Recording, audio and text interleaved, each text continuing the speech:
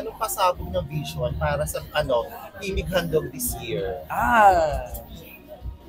Since pipa po kami, so abangan niyo po baka may mga slight choreographies, ganyan.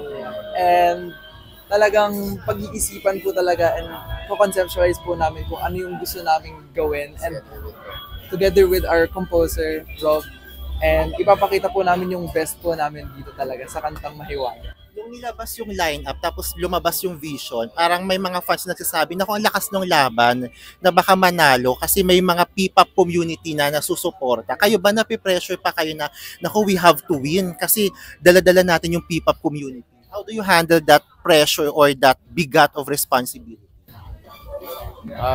We just stay obsessed with our work. Sa puso na binibigay namin sa bawat output. Tsaka syempre, hindi namin iniisip kung nasa top kami or nasa man kami. Nag-focus kami dun sa pinaka-art na ibibigay namin sa tao para ma-feel nila yun at mag-impact sa kanila in the long run.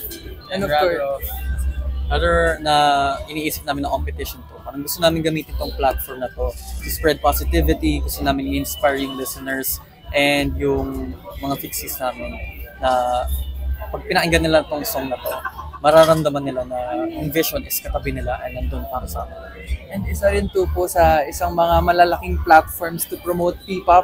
So isa rin din po yun sa goals namin is to promote P-pop din po sa malaking platform na No competition, kumbaga. Yes. Sanifuel sa mga OPM. Lalo na yung mga K-pop viewers.